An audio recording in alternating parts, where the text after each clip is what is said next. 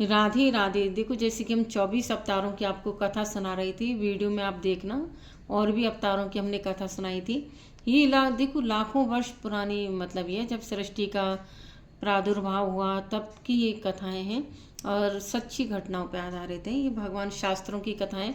तो ये उस समय की कथाएं हैं कि भगवान ने अपने भक्त ध्रुव की रक्षा के लिए श्री हरि अवतार कैसे लिया, किस तरह भगवान भक्तों पर रीझते हैं।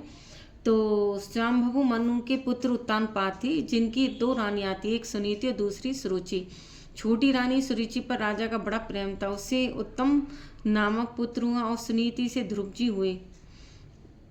राजा प्राय सुरुचि के महल में रहते थे। एक दिन राजा उत्तानपाद सुरुचि के पुत्र उत्तम को गोद में बिठाकर प्यार कर रहे थे। उसी समय ध्रुव जी बालकों के साथ खेलते खेलते वहां पहुंच गए और पिता की गोद में बैठना चाहे, परंतु सुरुचि के भय से राजा ने इनकी ओर देखा भी नहीं। ये बालक थे, इससे सिंहासन पर स्वयं चढ़ सकते नहीं थे, अतः इन्होंने कई बार पिता को पुकारा, परंतु राजा ने ध्यान नहीं दिया।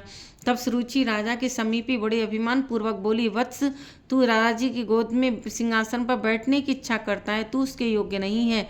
तू ये अच्छा न कर, क्योंकि तू हमारे गर्भ से नहीं उत्पन्न हुआ। तू राज सिंहासन का अधिकारी तभी होता जब हमारे उदर से तेरा जन्म होता। तू बालक है, नहीं जानता है कि तू अन्य स्त्री का पुत्र है।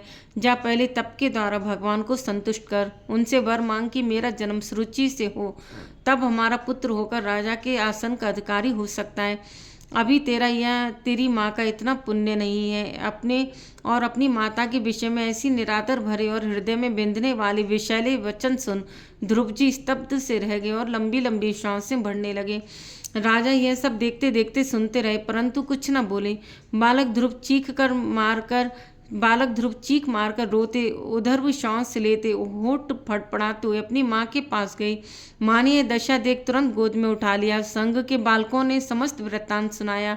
तब वह बोली, वत्स, तू किसी के अमंगल की इच्छा न कर, और कोई दुख दे तो उसे सह लेना चाहिए। सुरुचि के वचन बहुत उत्तम और सत्य हैं। वस्तुतः हम दुर्भागा हतभाग्या ही हैं। ध्रुव ने पूछा, माँ, मैं और उत्तम दोनों समान रूप से राजकुमार हैं, तब उत्तम क्यों उत्तम है और मैं क्यों अधम हूँ? राज सिंहासन क्यों उत्तम के योग्य है और क्यों मेरे योग्य नहीं है?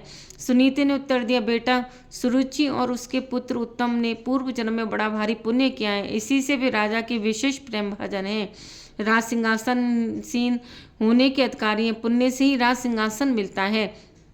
यदि तुझे ही राज सिंहासन पर बैठने की इच्छा है तो विमाता ने जो यथार्थ बात कही है उसी का द्वेष भाव छोड़कर जग पालन कर और श्री अधोक्षज भगवान के चरण कमलों की आराधना कर। देख, उन श्री हर के चरण कमलों की आराधना करने से ही श्री ब्रह्मा जी को भी वह सर्वोत्तम पद प्राप्त हुआ जिसकी मुनिजन भी वंदना करते हैं। माता के ऐसे मोहतम नाशक वचन सुन बालक ध्रुव यही निश्चय कर माता को प्रणाम और आशीर्वाद देकर चल दिए। श्री नारद मुनि ने जब यह सब सुना तो बड़े विस्मित हुए कि अहो, क्षत्रियों का कैसा अद्भुत तेज है, वे थोड़ा सा भी मान भंग नहीं कर सह सकते। 5 वर्ष का बालक इसको भी सौतेली माँ का कटु वचन नहीं भूलता है। प्रथम तो श्री नारद जी ने आकर समझाया बुझाया कि घर लौट चलो, हम तुम्हें आधा राज्य दिला देंगे। भगवान की आराधना क्या खेल है, योगी मुनि से भी पार नहीं लगता, इत्यादि वचन परीक्षार्थ कहे। ध्रुव जी ने उत्तर दिया, मैं घोर क्षत्रिय स्वभाव की वश में हूँ। सुरुचि के वचन रूपी बाणों से मेरे हृदय में छिद्र हो गया है। आपके वचन इसी से उसमें नहीं ठहरते हैं।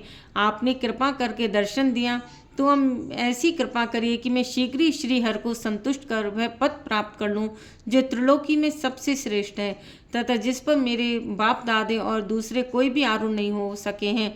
देवर्षि ने कृपा करके 12 मंत्र ओम नमो भगवते वासुदेवाय का उपदेश दिया और मधुबन में जाकर आराधना करने का आदेश दिया। ध्रुव ने मधुबन में पहुंचकर आराधना आरंभ कर दी। आराधना काल में ध्रुव ने शरीर निर्वाहार्थ 3 रात्रि के अंत से केवल कैथा और बेर खाकर 1 मास व्यतीत किया। दूसरे महीने में 6 दिन के अंतर से सूखे पत्ते और घास खाकर भगवत भजन किया। तीसरे में 9 दिन पर केवल जल पीकर आराधना करते रहे। चौथे महीने में 12 दिन के अनंतर केवल वायु पीकर भगवत ध्यान करते रहे। 5वें महीने में तो उन्होंने श्वास लेना भी बंद कर दिया। भगवान की अतिशय प्रबल माया ने इसी बीच विविध विघ्न किए, परंतु ध्रुव निष्ठा के सामने उसे पराजित ही होना पड़ा। ध्रुव के तप से तप्त देवताओं ने भगवान श्री हर से उपकार की। भगवान तो ऐसे महाभागवत का दर्शन करने के लिए लालायित ही रहते हैं। वे गरुड़ पर आरूढ़ होकर मधुबन में आ गई। प्रभु का दर्शन पाकर बालक ध्रुव को परम आनंद हुआ। वह प्रेम से अधीर हो उठा। उसने पृथ्वी पर दंड के समान पड़कर उन्हें प्रणाम किया। हाथ जोड़े हुए, सिर झुकाए, विनयवनत बालक ध्रुव प्रभु के सामने खड़े होकर स्तुति करना चाहकर भी नहीं कर पाते थे। सर्वांतर्यामी श्री हरि ने कृपा करके अपने वेदमय शंख को उनके कपोल से छुआ दिया। ध्रुव को तत्काल दिव्य वाणी प्राप्त हो गई और वे भगवान की स्तुति करने लगे। इस प्रकार भगवान ने ध्रुव को वर देने के लिए श्री हरि अवतार लिया।